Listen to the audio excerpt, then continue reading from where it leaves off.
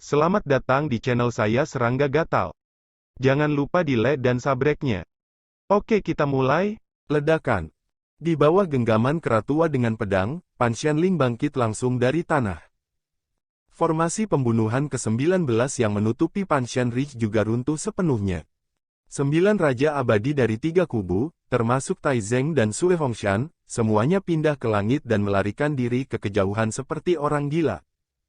Keratua dengan pedang tidak mengejar, tetapi memandang Sui yang sedang duduk di kursi rotan, dan berkata, "Raja-raja abadi itu, serahkan mereka pada Rantuo dan yang lainnya, bagaimana mengatasinya?" Sui berkata bahwa kembali satu-satunya raja abadi yang tersisa dari Wanjian Xianzong hidup-hidup. Faksi Wanjian Xianzong awalnya memiliki 3 raja abadi. Dalam pertarungan 1 lawan 1 sebelumnya, Liu Suijing dan Yu Wenqi dibunuh oleh Sui. Hanya 1 raja peri bernama Tao Qian yang masih hidup. Keratua dengan pedang negatif itu mengangguk, menoleh ke arah Rantuo dan berkata, "Pertarungan cepat dan keputusan cepat." Ya. Huang Tuo yang tingginya puluhan ribu kaki, langsung mengajak makhluk aneh itu beraksi. "Ayo, pergi ke tempatku dan minum-minum." Keratua dengan pedang tersenyum dan mengundang Sui. Sui berkata tanpa daya, "Ayo minum setelah aku pulih dari cederaku."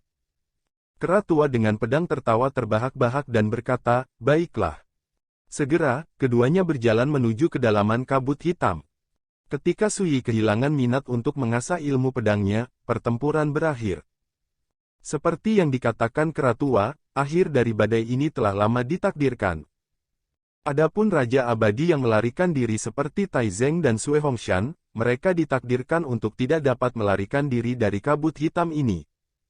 Satu-satunya yang menunggu mereka adalah kematian.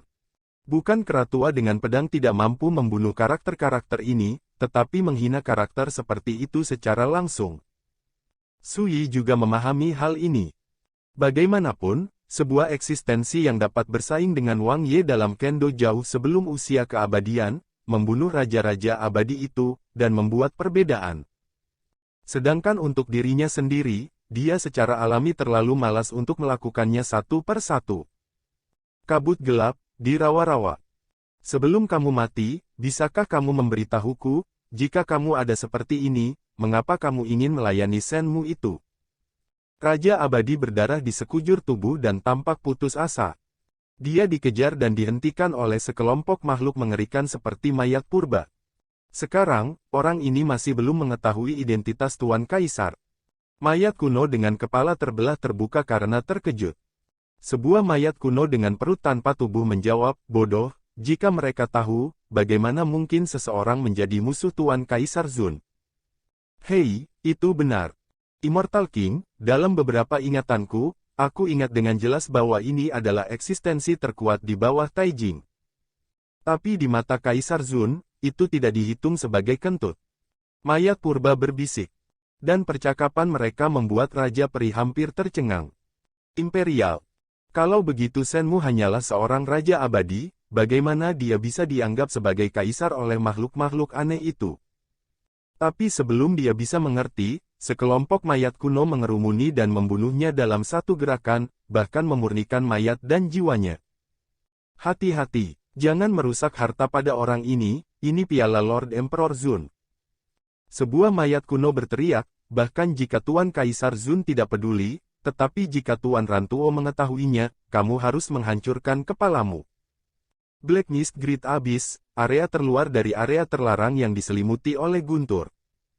"Sialan, aku sudah mencoba berkali-kali, dan dalam kabut hitam ini, tidak ada cara untuk mengirim surat mara bahaya." Wajah Sue Hongshan muram. Dia dan 2 raja abadi lainnya berkumpul dan melarikan diri. Salah satunya adalah Raja Peri, yang ditangkap oleh seekor burung kerangka yang jatuh dari langit dalam perjalanan untuk melarikan diri, dan mati dengan kejam.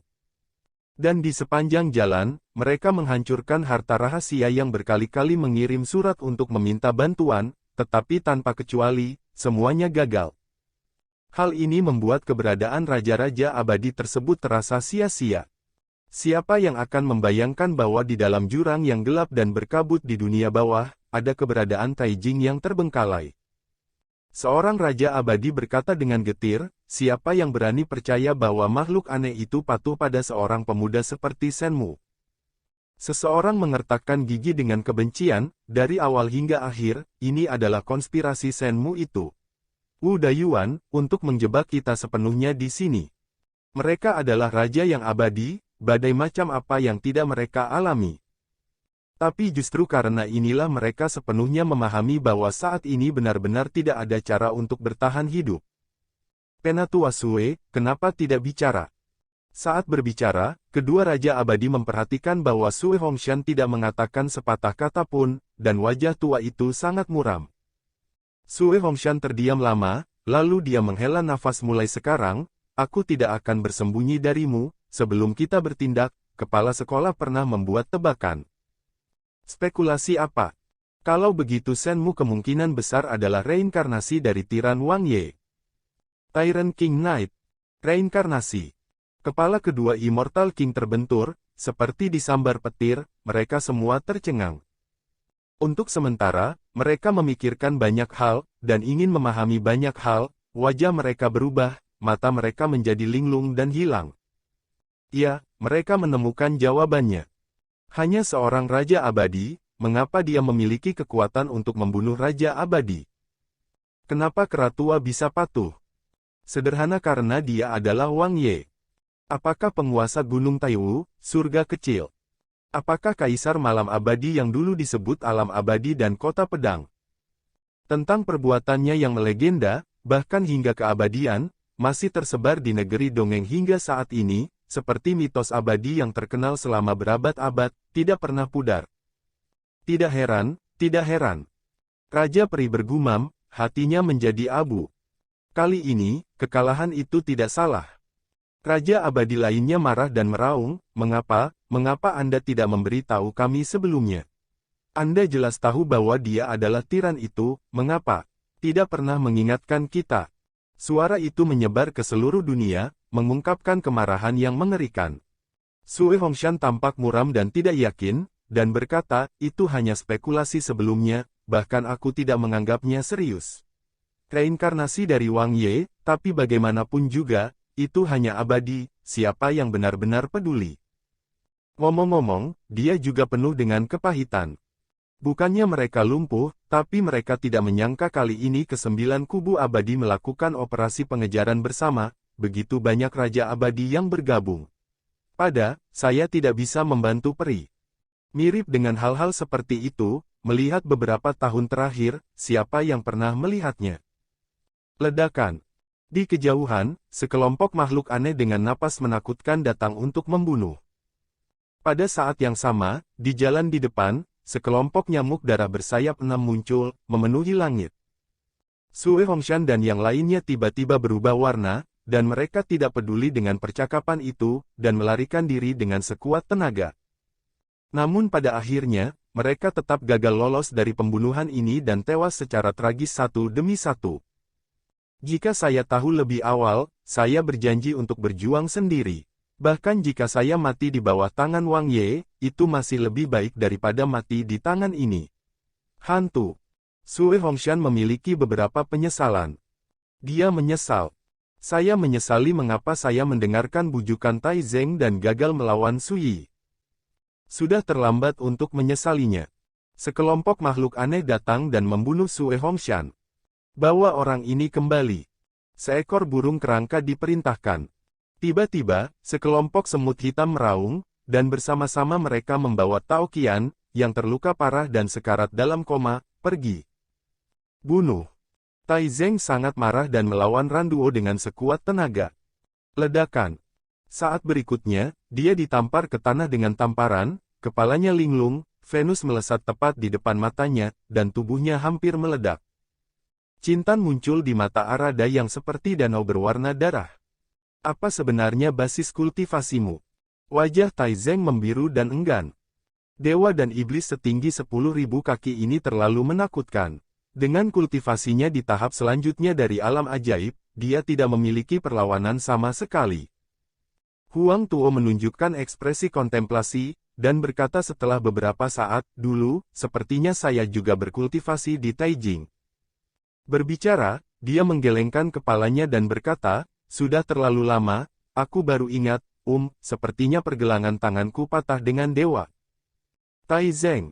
Sebuah kerajaan yang pernah berperang melawan para dewa. Tiba-tiba, mentalitas Taizeng hampir ambruk, bukankah ini bullying?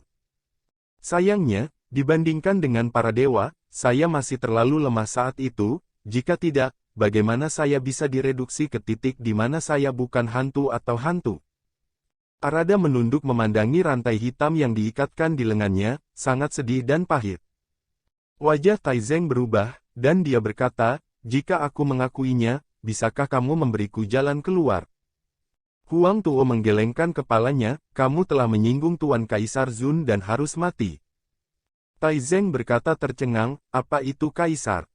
Huang Tuo tidak menjelaskan, tetapi langsung meninju, benar-benar membunuh Taizeng, Raja Peri di akhir Wonderland, di tempat. Ketika dia akan mati, Taizeng penuh dengan kemarahan dan keengganan. Hari ini, pertempuran yang berlangsung di kegelapan kabut pun berakhir. Demikian pula berarti pengejaran Suyi ini akan berakhir setelah berlangsung selama setengah bulan. Dalam pertempuran yang berlarut-larut ini, Sekte Shenhuo, Sekte Wanling, Sekte Linglong, Sekte Taiyi, Sekte Taiking, Wanjian Xianzong, Changsuan Dao 37 Raja Abadi yang diutus oleh 9 kekuatan abadi besar, seperti pria, Istana Abadi Bixiao, dan Qian Yuan Jianzai, musnah. Di antara mereka, kecuali Gong Yuxun dari Sekte Taiking dan Tao Qian dari Wanjian Xianzong, 35 Raja Abadi lainnya semuanya binasa. Ada banyak Raja Abadi seperti Taizeng dan Yuwenqi. Dalam pengejaran ini, meskipun Suyi menderita banyak hidup dan mati, dan terluka parah berkali-kali, ia menjadi pemenang terakhir.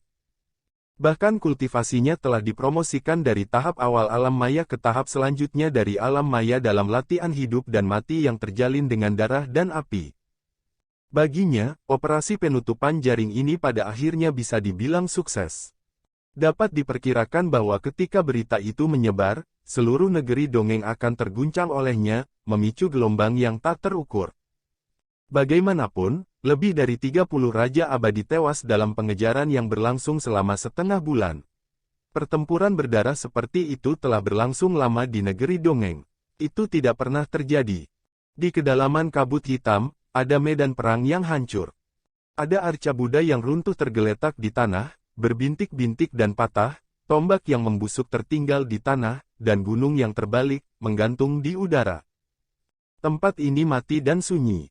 Dan di dekat reruntuhan medan perang kuno ini, terdapat sebuah rumah batu sederhana. Hujan ringan bagai mimpi melayang, awan hijau bergelombang.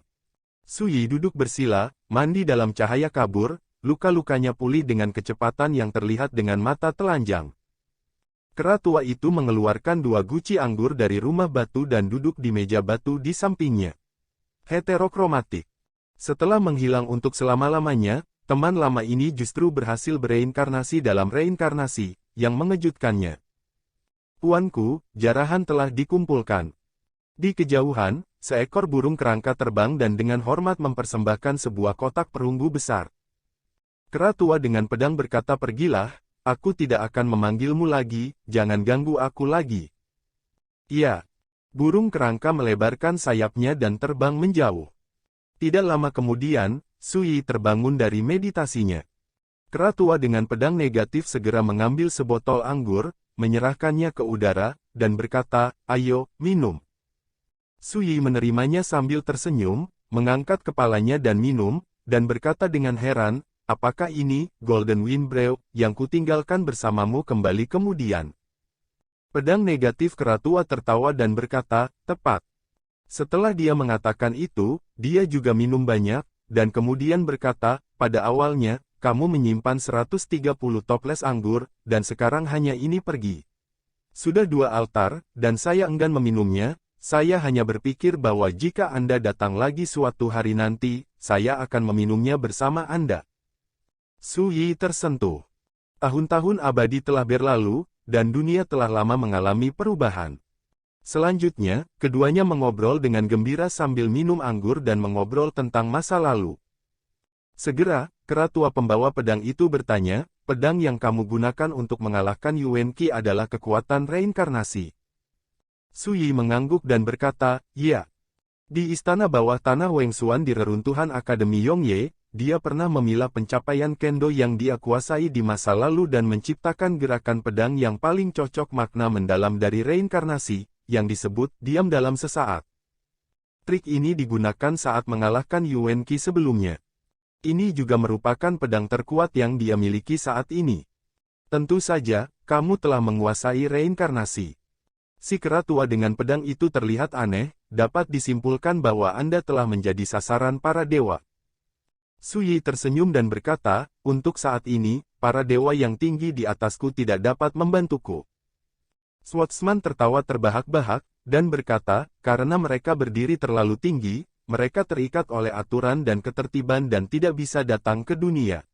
Tapi, berbicara, ekspresinya menjadi serius, selama Great Wilderness, ada bencana ilahi yang mempengaruhi seluruh dunia.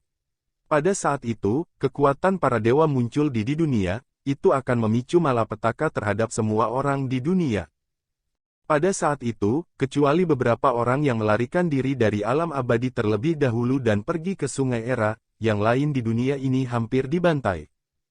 Kamu juga harus berhati-hati. Sejak awal, reinkarnasi tidak ditoleransi oleh para dewa, dan tidak pernah muncul. Sekarang, sejak dewa mengetahui bahwa Anda bertanggung jawab atas reinkarnasi, saya pasti akan mencoba yang terbaik untuk membunuh Anda.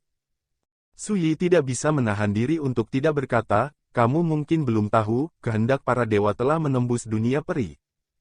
Saat dia berbicara, dia mengungkapkan beberapa rahasia yang dia ketahui. Seperti di negeri dongeng saat ini, ada kekuatan yang melayani para dewa, seperti Yunji Xianfu, Sekte Wanling, Sekte Linglong. Seperti tokoh-tokoh Taijing itu, untuk menghindari malapetaka, mereka telah disembunyikan dari dunia sejak lama. Selain itu, Su Yi juga berbicara tentang dunia abadi saat ini mengantarkan dunia emas, di masa depan, para dewa sangat mungkin untuk melanggar aturan dan ketertiban datang ke dunia. Dan pada saat itu, jalan untuk menjadi dewa kemungkinan besar akan muncul. Mungkin rahasia ini, kera tua yang membawa pedang tidak dapat menahan diri untuk tidak mengerutkan kening, berkata, jika ini masalahnya, bukankah negeri dongeng ini akan mengantarkan peristiwa yang belum pernah terjadi sebelumnya? Di masa depan, variabel besar. Perhatikan bahwa bahkan di alam liar, para dewa tidak pernah benar-benar datang ke negeri dongeng.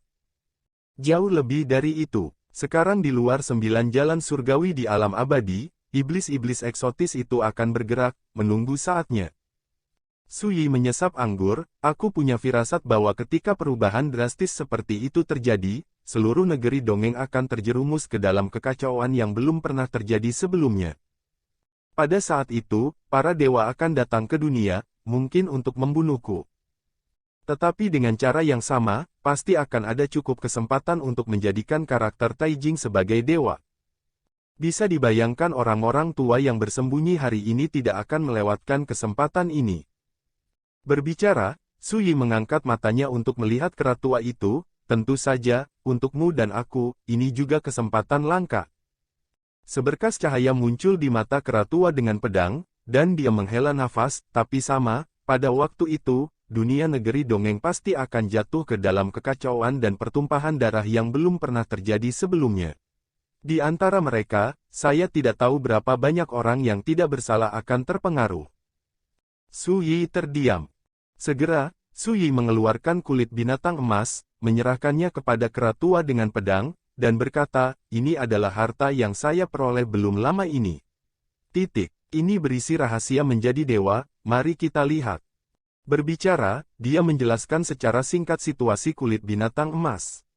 Setelah beberapa saat, dia menggelengkan kepalanya dan berkata, saya tidak dapat memahaminya, Anda juga tahu bahwa jauh sebelum era kejatuhan abadi, saya terjebak dalam adi bawah kekuatan terlarang, kultivasinya telah rusak parah, dan sekarang, satu kaki telah jatuh dari Taijing.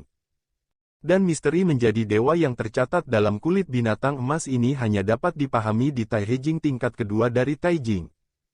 Lagi pula, kera tua itu mendesah tak berdaya. Taijing sangat istimewa, karena ini dibagi menjadi 3 tahap. Taiwu Orde pertama, Taihe Orde kedua, dan Taixuan Orde ketiga. secara kolektif disebut sebagai Taijing Third Order. Pada awalnya, kera tua dengan pedang pada awalnya adalah dewa penembus surga yang melangkah ke tingkat ketiga Taixuan di Taijing. Terjebak dalam tahun-tahun tak berujung medan perang para dewa dan iblis ini, kultivasinya terus menurun, dan sekarang dia hanya selangkah lagi, dia akan disingkirkan dari Taijing jatuh. Sebenarnya, apa yang disebut misteri menjadi dewa ini mirip dengan apa yang kau dan aku pahami. Memikirkannya, Sui mengungkapkan rahasia yang dia ketahui. Alam ilahi. Jalan ini berada di atas jalan keabadian. Hanya dengan melangkah ke alam para dewa Anda dapat berjalan di sungai panjang zaman dan melompat keluar dari belenggu perubahan zaman, seperti keabadian. Oleh karena itu, makhluk-makhluk ini disebut dewa. Tuhan yang mengatur zaman, tidak takut dengan perubahan zaman, pengikisan waktu, di mata dunia adalah seperti penguasa tatanan surga dan hukum besi, yang dapat mengesampingkan perbedaan di atas peradaban zaman dan zaman.